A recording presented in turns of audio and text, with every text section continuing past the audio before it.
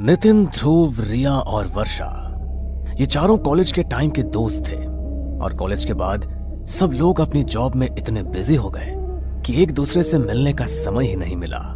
New year आ रहा था तो सबने मिलने का प्लान बनाया और डिसाइड किया कि नया साल कश्मीर की वादियों में ही मनाएंगे।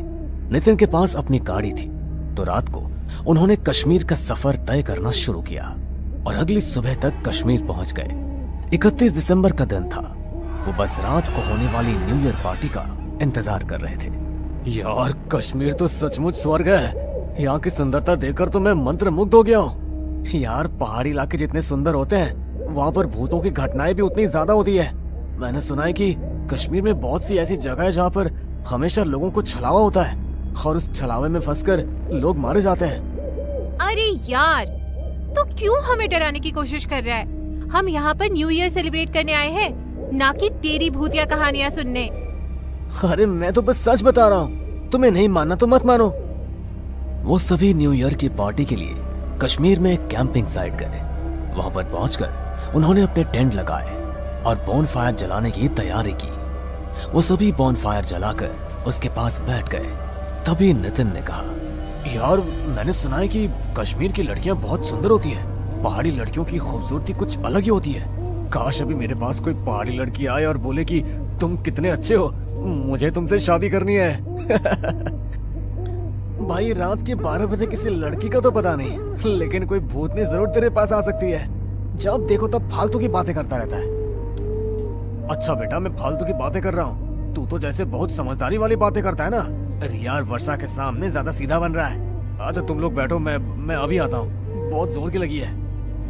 अरे रुक, अपने साथ माचिस लेकर जा, कोई छलावा मिल गया तो अपने साथ ही ले जाएगा। अरे तू बंद करना अपनी बकवास यार, अभी आ रहा हूँ बस मैं। ध्रुव ने कश्मीर में होने वाली कई भूतिया हादसों के बारे में सुना था, इसलिए वो बार बार सबको सावधान कर रहा था। लेकिन नितिन ने उसकी बात नहीं सुनी और बिना माचिस को अपने पास रखे झाड़ियों के बीच चला गया। वो जैसे ही वहां से वापस आने लगा तभी उसे वहां पर एक लड़की के रोने की आवाज सुनाई दी।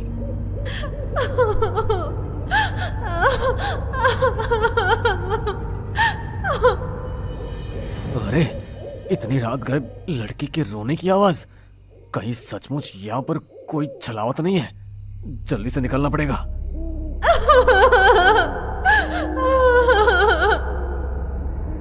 नितिन जैसे ही वहां से जाने लगा तो उसे फिर से लड़की की रोने की आवाज सुनाई दी तो वो वहीं पर रुक गया।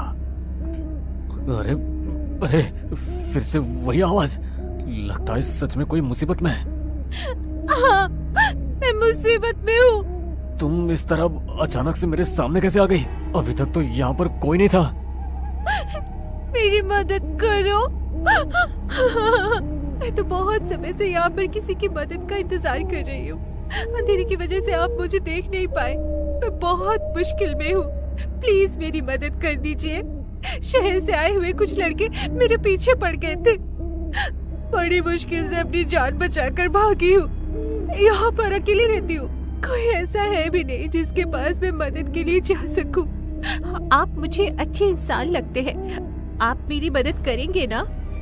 हाँ, तुम चिंता मत करो, तुम मेरे साथ चलो, तुम्हें कोई खतरा नहीं है। नितिन रास्ते भर उससे बातें करते हुए अपने दोस्तों के पास वापस आ गया। उसके दोस्तों ने उसे देखा तो हैरान रह गया। ये तुम क्या कर रहे हो नितिन? हाँ, मैं तो तुमसे इसे मिलवाना ही भूल गया, ये मुझे रास्ते में मिली। अरे कौन मिली? कोई भी तो नहीं है यहाँ पर। क्या? नितिन ने मुड़कर दूसरी तरफ देखा तो वहां पर कोई भी नहीं था। उसके पैरों तले से जमीन खिसक गई कि अभी तक जिस लड़की से वो बातें कर रहा था अचानक उसकी आंखों के सामने से वो कहाँ गायब हो गई। अरे इस तरह भूत बनकर क्यों खड़ा हो गया? बताना क्या हुआ? कहीं सच में तो तुझे किसी छलावे ने नहीं पकड़ लिया था ना? इस बार ध्रुव की बात सुनकर नितिन सच में डर गया और उसके कानों में दबी हुई आवाज पड़ी जो उसी लड़के की थी। अब तो तुम समझ ही गए होगे कि मैं कौन हूँ। चलोगे ना मेरे साथ? ये आवाज जैसे ही नितिन के कानों में पड़ी तो वो अचानक बौखला गया और वही लड़की अचानक से उसे खींचने लगी। जैसे ही सबने देखा तो वो बहुत ही भयानक थी। वो नितिन को खींचते हुए झाड़ियों की तरफ लेकर जा रही थी। तभी रिया ने अपना दिमाग लगाया और बॉनफायर में जल रही एक लकड़ी को उठाकर उसके ऊपर फेंक दिया। तो उसकी देखा देखी सभी ऐसा करने लगे। ऐसी बुरी चीजें आग से डरती है, इसलिए आग को देखकर वो वहां से गायब हो गए। तभी उन लोगों ने देर ना करते हुए नितिन को उठाया और जल्दी से सब गाड़ी में बैठ गए। नितिन बुरी तरह सहम चुका था, इसलिए ध्रुव ने गाड़ी स्टार्ट की और वो वहां से निकल गए। जल्दी गाड़ी भगाओ ध्रुव, हमें जल्द से जल्द इस पहाड़ी इलाके से निकलना होगा। अगर रास्ते में हमें कोई और छलावा मिल गया तो आज तो हम सब मारे जाएंगे। अरे भगवान के लिए इनका नाम मत लो, मुझे पहले बहुत डर लग रहा है वर्षा। बस भगवान का नाम लेते रहो और दुआ करो कि हम यहाँ से सही सलामत अपने घर पहुंच जाए। गाड़ी में सब बेहद डरे हुए थे। ध्रुव फुल स्पीड में गाड़ी भगा रहा था। तभी अचानक उसकी गाड़ी के सामने वही लड़की आकर खड़ी हो गई और उसका चेहरा देखते ही देखते बहुत भयानक हो गया।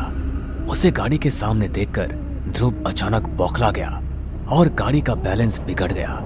गाड़ी जाकर सामने के पेड़ में टकराने ही वाली थी, लेकिन ध्रुव ने थोड़ी हिम्मत की और अचानक गाड़ी को ब्रेक लगा दिया। ये क्या कर रहे हो तुम? सबको मार डालने का इरादा है क्या तुम्हारा? अरे वो लड़की अभी फिर से मेरी गाड़ी के सामने आई थी, उसे देखकर मैं हड़बड़ा गया। क्या? ये क्या बोल रहे हो तुम? वो लड़की अभी भी हमारे पीछे है? तब तो इसका मतलब यही है कि हम लोग अभी भी उसके छलावे में फंसे हुए और वो लड़की हमें जैसे चाहे वैसे घुमा रही है। वो कोई लड़की नहीं है वर्षा, ये छलावा है। वो जो चाहे वैसा रूप ले सकती है, इसलिए हमें बहुत सावधान रहना होगा। ध्रुव, तुम जल्दी से गाड़ी स्टार्ट करो और अगर इस बार कोई भी गाड़ी के सामने आए तो गाड़ी ना तो रोकना और ना ही हड़बड़ाना, बस गाड़ी आगे बढ़ा देना। ध्रुव ने अपने आप को थोड़ा समझाया और फिर से गाड़ी स्टार्ट की। इस बार उसने पहले से भी ज्यादा स्पीड से गाड़ी को भगाना शुरू किया। तभी अचानक से रिया की नजर गाड़ी के रियर मिरर पर पड़ी तो उसके होश उड़ गए, क्योंकि नितिन की आंखें पूरी तरह लाल हो चुकी थी और वो बड़े भयानक तरीके से हंसता हुआ रियर मिरर से उसी की तरफ देख रहा था। उसे देखकर रिया अचानक से चिल्लाई और उसके चिल्लाते ही नितिन उस पर झपट पड़ा। बचाओ, कोई बचाओ मुझे। वर्षा ने जल्दी से अपना हाथ में पहना हुआ रुद्राक्ष का ब्रेसलेट नितिन के माथे पर लगा दिया। तभी नितिन बुरी तरह तड़पता हुआ रिया से दूर हो गया और वो तीनों देर ना करते हुए गाड़ी से निकलकर वहां से भाग गए। हमें कुछ भी करके जल्दी से जल्दी यहाँ से निकलना होगा।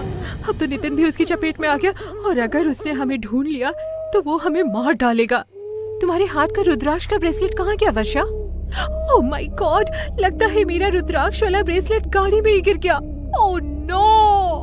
वर्षा ने जैसे ही ऐसा बोला वैसे ही पीछे के एक पेड़ पर बैठे नितिन ने पीछे से उस पर हमला कर दिया और उसे घसीटता हुआ जंगल के अंदर ले जाने लगा। बचाओ, प्लीज बचाओ, ये मुझे मार डालेगा। रिया, क्या तुम्हारे पास कोई धार्मिक चीज है जिससे हम वर्षा को बचा सके? नहीं ध्रुव, सिर्फ वर्षा के पास ही रुद्राक्ष वाला ब्रेसलेट था जो गाड़ी में रह गया। हमें गाड़ी के पास जाकर वो ब्रेसलेट वापस लेकर आना होगा। अब वही ब्रेसलेट हमारी रक्षा कर सकता है। अरे लेकिन हम अगर वापस गए और नितिन ने हमें पकड़ लिया तो हम क्या करेंगे? कुछ ना कुछ तो करना ही पड़ेगा ना ध्रुव, वरना वैसे भी हमारे पास बचने के लिए कुछ नहीं है। अगर हमें वो ब्रेसलेट मिल गया तो कम से कम हम अपनी जान तो बचा सकेंगे। दोनों ने हिम्मत की और भगवान का नाम लेते हुए गाड़ी की तरफ वापस जाने लगे। थोड़ी देर बाद वो दोनों गाड़ी के पास पहुंच भी गए। तभी रिया बोली, तुम यही रुको ध्रुव, मैं गाड़ी से रुद्राक्ष वाला ब्रेसलेट लेकर आती हूँ। रिया जैसे ही ब्रेसलेट लेने के लिए गाड़ी का दरवाजा खोलकर गाड़ी के अंदर गई, वैसे ही गाड़ी अचानक शुरू हो गई। रिया ने देखा तो नितिन गाड़ी चला रहा था और उसका पूरा चेहरा किसी प्रेत की तरह भयानक हो गया था। वो जोर जोर से हंसते हुए रियर मिरर से रिया को देख रहा था। तुझे क्या लगा कि तू बच जाएगी? लेकिन ऐसा नहीं होगा। अपने दोस्तों की तरह तुझे भी मैं अपने चपेट में ले ही लूंगा। यह रिया गाड़ी में ब्रेसलेट ढूंढते हुए मदद के लिए चिल्ला ही रही थी और वहां ध्रुव किसी न किसी तरह रिया को उस छलावे के चंगुल से बचाना चाहता था। वो गाड़ी के पीछे पीछे भाग रहा था, लेकिन गाड़ी की स्पीड के आगे वो कुछ नहीं कर पाया। वो जानता था कि वो अब कुछ नहीं कर सकता, इसलिए वो हिम्मत हार कर अपने घुटनों पर बैठ गया और उसकी आंखों से आंसू निकल गए। हमारी मदद करो ऊपर वाले, इस छलावे ने हमें बुरी तरह अपने चंगुल में ले लिया है। हमें इसके चंगुल से निकाल और हमारी रक्षा कर। ध्रुव ने जैसे ही भगवान से यह प्रार्थना की, वैसे उसे अपने पीछे से कुछ आवाज सुनाई थी। उसने पीछे मुड़कर देखा तो नागा साधुओं की एक टोली वहां से गुजर रही थी। वो जल्दी से उनके पैरों में जाकर गिर गया। मेरी मदद कीजिए बाबा, छलावे ने मेरे 3 दोस्तों को अपने कब्जे में ले लिया है। मुझे उनकी जान बचानी है, मेरी मदद कीजिए। तुम चिंता मत करो बेटा, हमसे जितना बन पाएगा हम करेंगे। नागा साधुओं की टोली ने अपने हाथ में भभूति ली और कुछ मंत्र पढ़ते हुए रास्ते पर भभूति को दे मारा। तभी एक सीधी लकीर खींचती हुई बहुत आगे तक गई। हमें इस रास्ते पर आगे बढ़ना होगा। ध्रुव जल्दी जल्दी नागा साधुओं के साथ उस रास्ते पर बढ़ने लगा तो देखा उसकी गाड़ी एक जगह पर आकर रुक गई है। नागा साधु ने फिर से भभूति को अभिमंत्रित करके गाड़ी पर छिड़क दिया तो एक काला धुआं गाड़ी से निकलकर जंगल के अंदर जाकर समा गया। उन्होंने गाड़ी का गेट खोला और नितिन और रिया पर भी भभूति छिड़की और उन तीनों को अपने साथ अपने आश्रम ले गए। आपका बहुत बहुत धन्यवाद बाबा, आपकी वजह से आज हम तीनों सुरक्षित हैं। लेकिन हमारी एक दोस्त वर्षा अभी भी लापता है, हमें उसे ढूंढना होगा। मैं जानता हूँ बेटा कि तुम्हारी एक और दोस्त लापता है, लेकिन मुझे बड़े खेद के साथ कहना पड़ रहा है कि वो अब जिंदा नहीं है। छलावे ने उसे अपनी चपेट में लेकर खत्म कर दिया। तुम उसके लिए दुआ करना कि भगवान उसकी आत्मा को मुक्ति दे। नागा साधु की बात सुनकर उन तीनों की आंखों में आंसू आ गए, क्योंकि उन्होंने अपने एक बहुत अच्छी दोस्त को खो दिया था। नागा साधु ने दिन के समय ही उन्हें वहां से रवाना कर दिया। वो अपने घर तक सही सलामत पहुंच गए, लेकिन अपनी दोस्त को खोने का मलाल हमेशा के लिए उन सब के दिल में रह गया। उन्होंने वर्षा की मुक्ति के लिए हवन कराए ताकि उसकी आत्मा को छलावे से मुक्ति मिल सके, लेकिन उनके मन में हमेशा यही बात रही कि अगर वे थोड़ी और कोशिश करते तो शायद वर्षा को बचा पाते, या वो लोग कभी नया साल मनाने के लिए कश्मीर गए ही ना होते। वैसे तो कश्मीर लोगों के लिए स्वर्ग है, लेकिन उन लोगों के लिए नर्क बनकर रह गया और वो लोग फिर कभी अपनी जिंदगी में कश्मीर नहीं गए। कश्मीर की वो बुरी यादें हमेशा के लिए उनके दिलों में समा गई। चारों तरफ घना अंधेरा और जंगल के अलावा कुछ भी नहीं था। तभी वहां से एक लड़का जो अपनी बाइक पर सवार था गुजर रहा था। अचानक ही उस जंगल के बीचों बीच उसकी बाइक खराब हो जाती है। शिट यार, इस बाइक को भी अभी खराब होना था। इतनी रात हो रही है और तो और यहाँ दूर दूर तक मुझे कुछ दिखाई भी नहीं दे रहा। मैं यहाँ मदद मांगू तो मांगू किससे? वो लड़का ये बात बोल ही रहा था कि तभी उसे किसी की पायल की आवाज सुनाई देती है। वो आवाज उसके कानों में इस तरह गूंज रही थी जैसे मानो वो पायल सिर्फ और सिर्फ उसे ही बुला रही हो। वो लड़का भी अपनी बाइक वहीं छोड़ता है और उस पायल का पीछा करते हुए जंगल के अंदर जाता है, जहाँ वो एक लड़की को बैठा देखता है। उस लड़की को इस तरह सुनसान जंगल में अकेले देख वो लड़का उससे कहता है, एक्सक्यूज मी, आप इतनी रात गई इस घने जंगल में क्या कर रही है? क्या आपको नहीं लगता कि इस तरह अकेले इस जंगल में ठहरना खतरे से खाली नहीं? उस लड़के की बात सुनकर वो लड़की अब जोर जोर से हंसने लगती है। उस लड़के को समझ नहीं आता कि वो इस तरह हंस क्यों रही है। वो उसे सवाल करता, तभी वो लड़की पीछे मुड़ती है। उस लड़की के चेहरे पर काफी सारे निशान थे और उसका चेहरा पूरा सफेद पड़ा था। उसकी आंखें काली थी। उसका ऐसा भयानक रूप देखकर उस लड़के की आवाज हलक में अटक जाती है और वो वहां से उल्टे पैर भागने की कोशिश करता है, लेकिन तभी वो लड़की इतनी तेज चिल्लाती है कि उस लड़के के कान से खून बहने लगता है, मानो उसके कानों के पर्दे फट गए हो। वो लड़का अपनी जान बचाते हुए वहां से भागने की कोशिश करता है, लेकिन तभी वो पिशाचिनी हवा में उड़ते हुए उसके सामने आ जाती है और हंसते हुए उससे कहती है, भाग के कहाँ जाएगा? किस हद तक भागेगा? लोग मेरे पास आते तो अपनी मर्जी से हैं, लेकिन वो जिंदा कभी नहीं वापस जाते।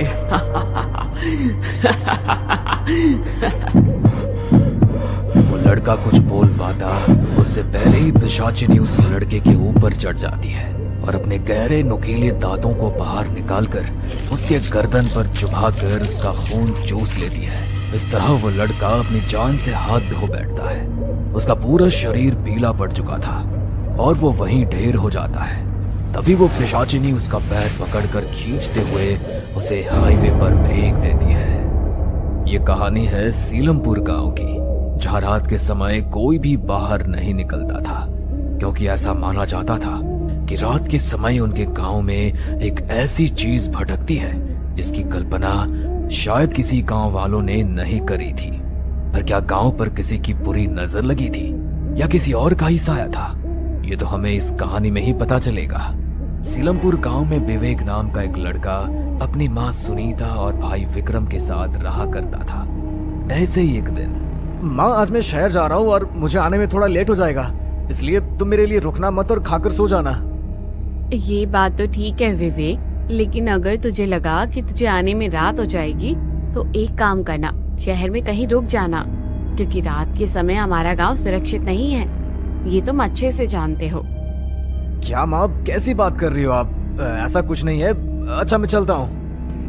इतना बोलकर विवेक शहर के लिए रवाना हो जाता है और शहर में अपना काम खत्म कर घर आने लगता है। पर उसको घर आते आते शाम हो जाती है, लेकिन अब भी उसका गांव 10 किलोमीटर दूर था। विवेक जंगल के रास्ते को देख खुद से कहता है, अगर मैं हाईवे से जाऊंगा तो मुझे 3-4 घंटे लग जाएंगे। क्यों ना मैं ये शॉर्टकट अपना लूं? इस जंगल के रास्ते में अपने गांव भी जल्दी पहुंच जाऊंगा और माँ गुस्सा भी नहीं करेगी। जंगल के रास्ते वो घर जल्दी पहुंच जाएगा, ये सोचकर वो जंगल का रास्ता अपना लेता है।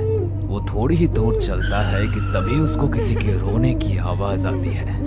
इतने घने जंगल में कौन रो रहा है और आखिर वो यहाँ कर क्या रहा है?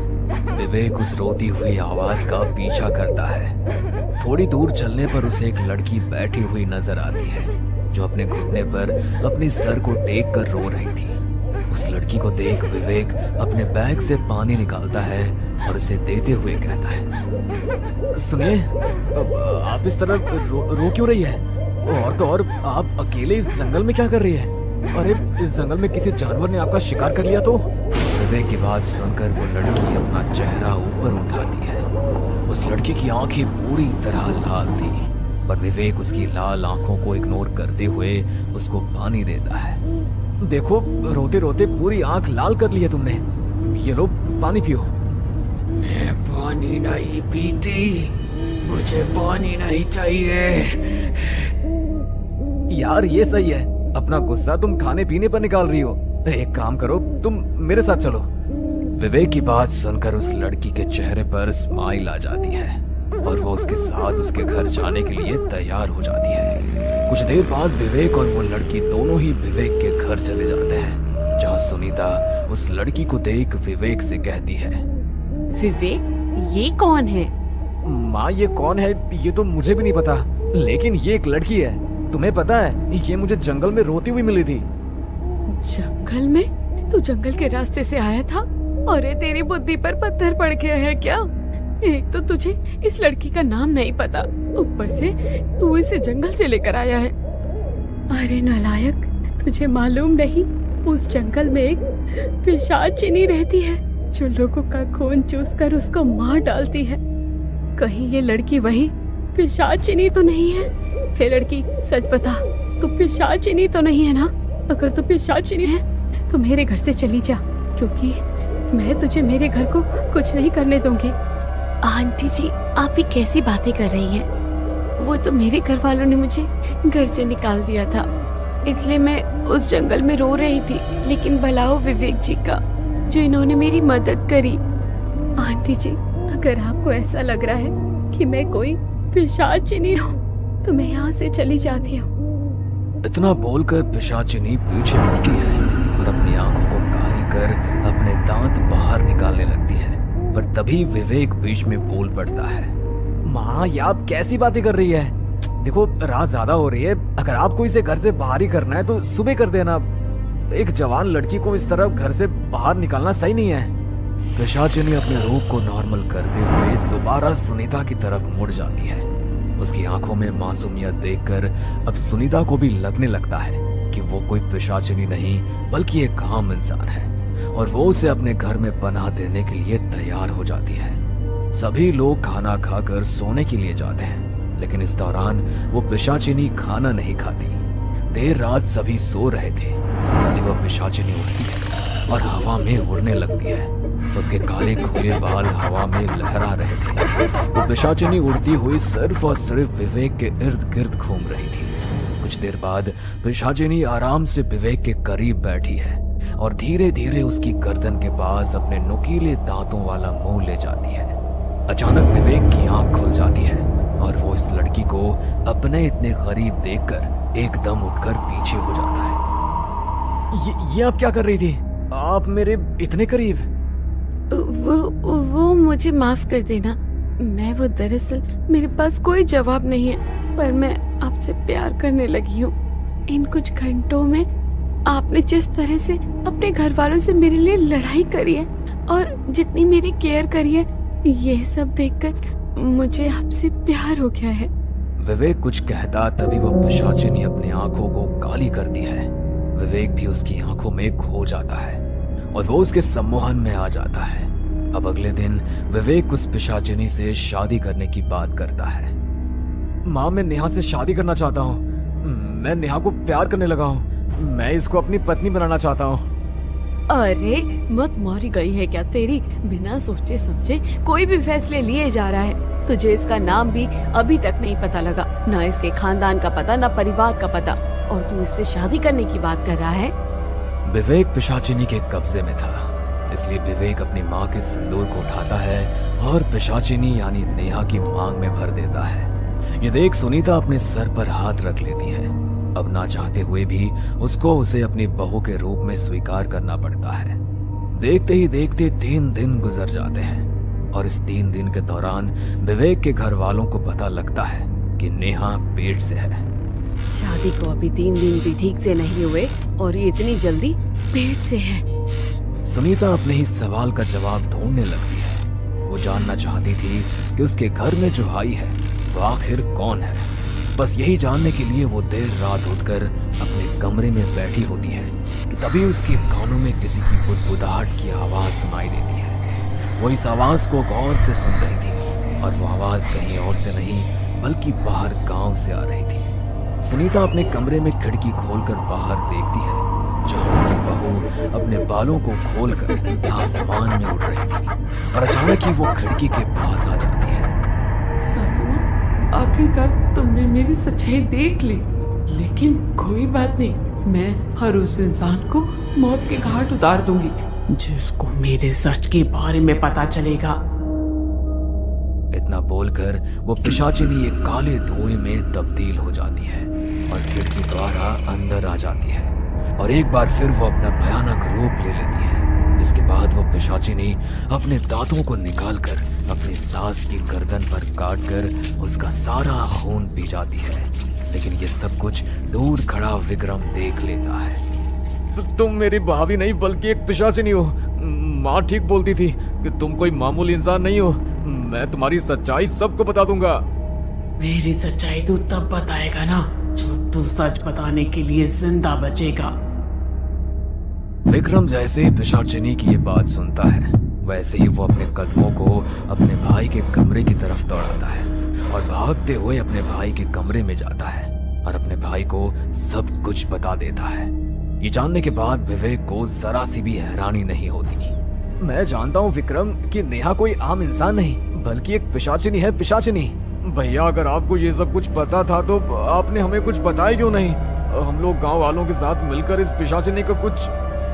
विक्रम आगे कुछ कहता, उससे पहले उसकी नजर विवेक की गर्दन पर जाती है, जहां उसकी गर्दन पर पहले से ही दांत के निशान होते हैं। वो दांत का निशान देख विक्रम को ये समझते देरी नहीं लगती कि उसका भाई भी कोई मामूली इंसान नहीं बल्कि एक पिशाच बन चुका है। भैया, मैं समझ गया। इतना बोलकर विक्रम वहां से भागने की कोशिश करता है, पर तभी विवेक उसका पैर पकड़कर खींच लेता है और विक्रम वहीं गिर जाता है और उसके पैरों पर विवेक काट लेता है। लेकिन फिर भी विक्रम हिम्मत नहीं हारता और एक बार फिर उठकर भागने की कोशिश करता है और इस बार वो भागने में कामयाब भी हो जाता है और वो अपने सभी गांव वालों को इकट्ठा कर सभी को सब कुछ सच बता देता है।